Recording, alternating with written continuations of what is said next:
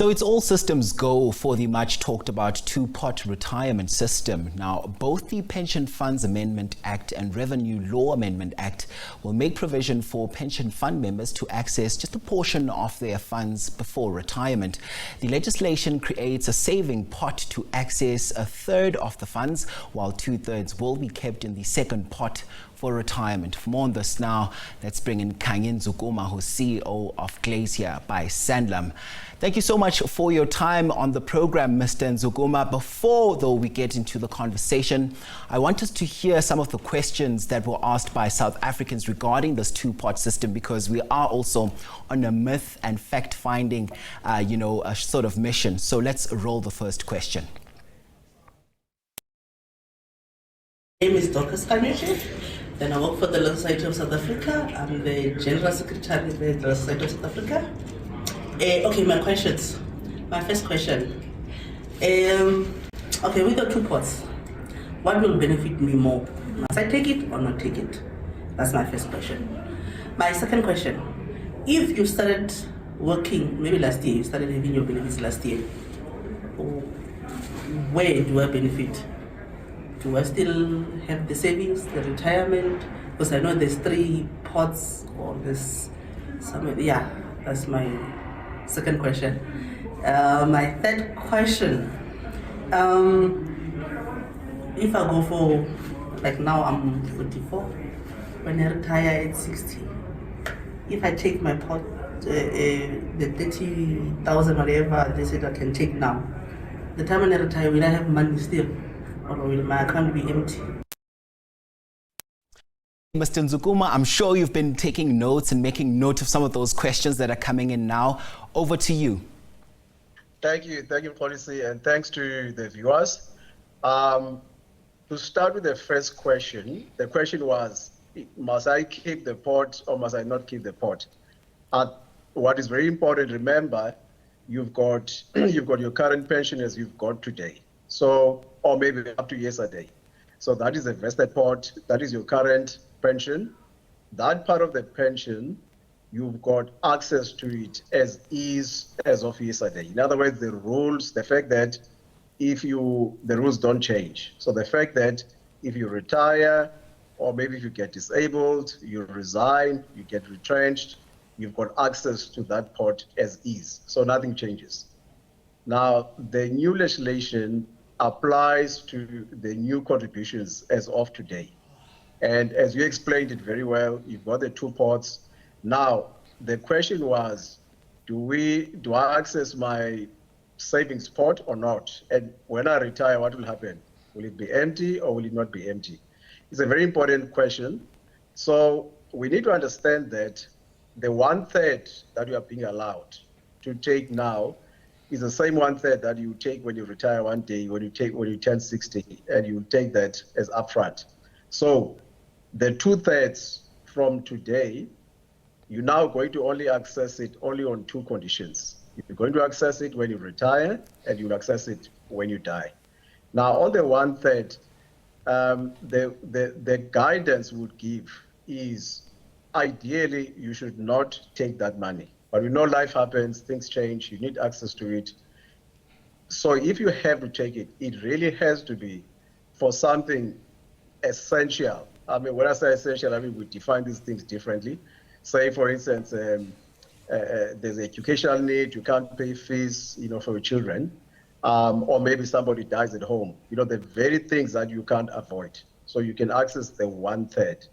The reason for that is because the longer you stay invested, the better your retirement pool will be when you retire one day. Because the fact is, if nothing happens to us in life, we don't die, we don't get disabled, we retire. And when we retire one day, the pressure for funds will be as important as it is today. So it's a balance that we need to say, let's stay invested as much as we can, and we benefit from compound interest. I can talk about that later maybe. But importantly, my answer would be, even your current pension, if you can avoid not to take it, don't take it. The savings pot, that starts from today. If you can avoid not to take it, don't take it. unless really there's a crisis that we are being faced with. And from what you're actually saying, Mr. Nzukuma, before we get into the second question, you are saying that, some seeding capital will be transferred into a savings pot, if I'm not mistaken. Talk to us about that. Basically, you've got your pension today. Let's make an example. I think examples will actually help us. Let's say your pot today is, let's say, 500,000, well as of yesterday. What will happen today is that 10% of that amount, limited to 30,000, will be transferred into your savings pot, the new savings pot. Now, let's again make an example. So 10% of 500,000 would be 50,000. So this means you'll be limited to 30,000 of that 50. You won't get the whole 50,000. The other 20,000 doesn't get lost. It's your money. It stays in the vested pot as of today. So then that is the money that you'll have access to immediately. And obviously after that, you are allowed to take all the money. Is very important. After today, you are allowed to take your whole savings pot. There's no limit, as long as you take a minimum of 2,000. Obviously subject to tax. That's also very, very important. I can also talk about that later. All right, I want us to bring in now the second question. Let's roll it.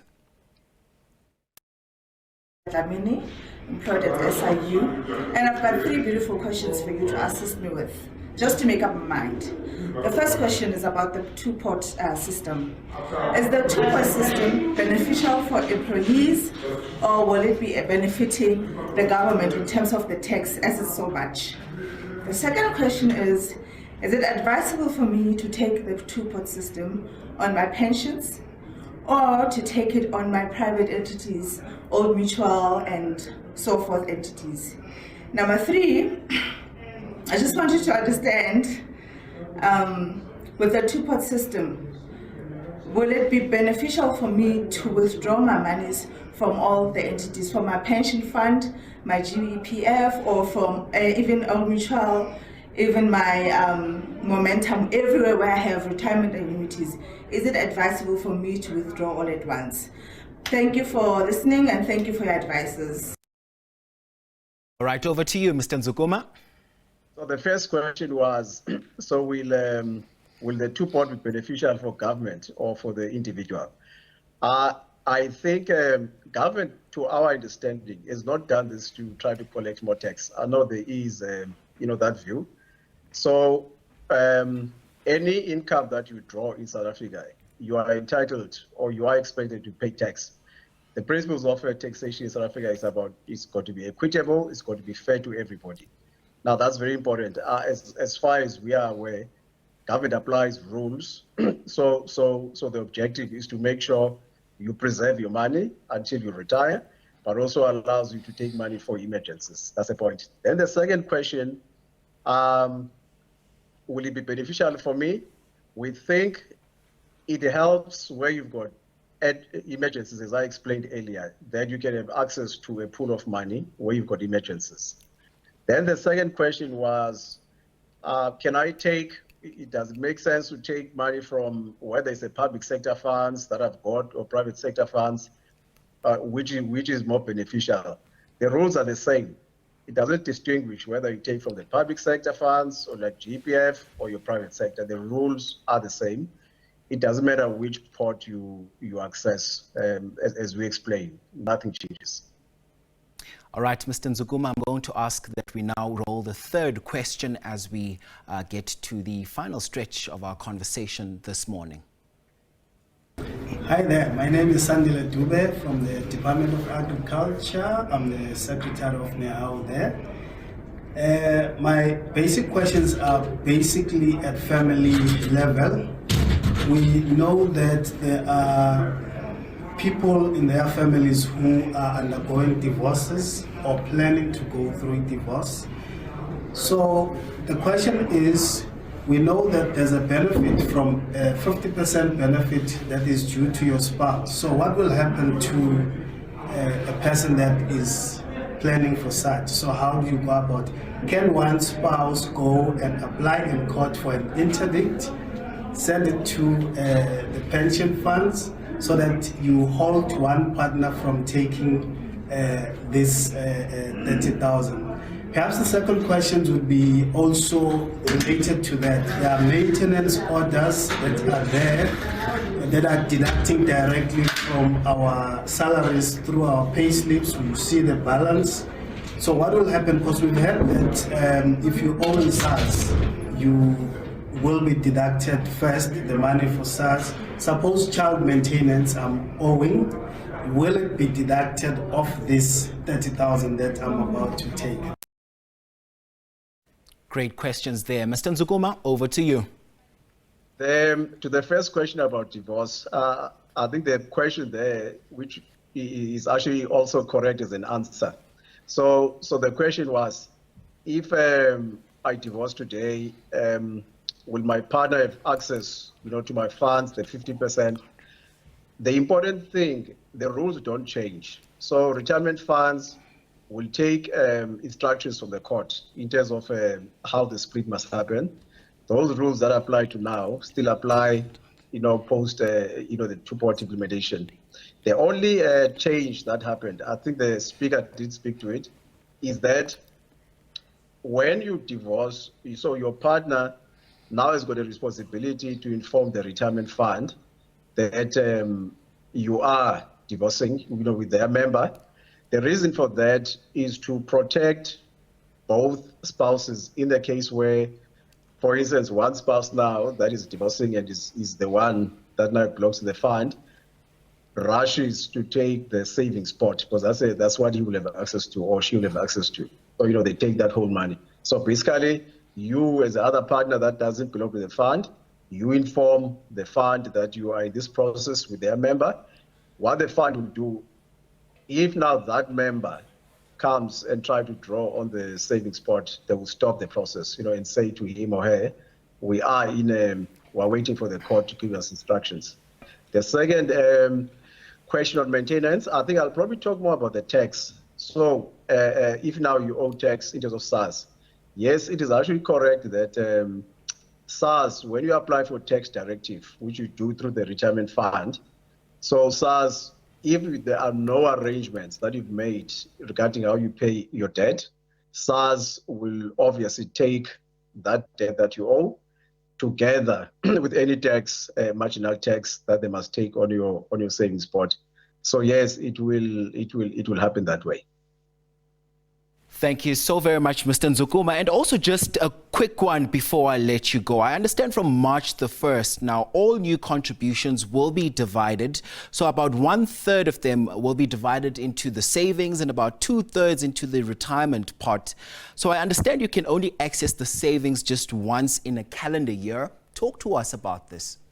Yeah, actually, the access to the savings pot, it's once into a tax year. So the tax year starts from 1st March to 28 Feb.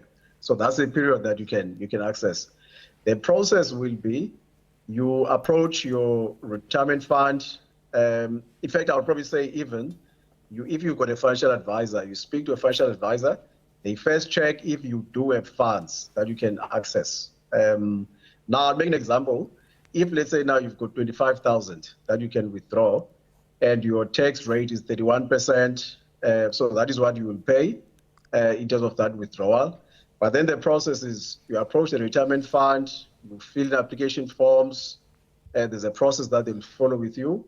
Then they will submit the request to SARS, and then SARS will do its calculations, look at what tax you owe, and then they will come back to the retirement fund and say you must deduct X amount of tax before you pay.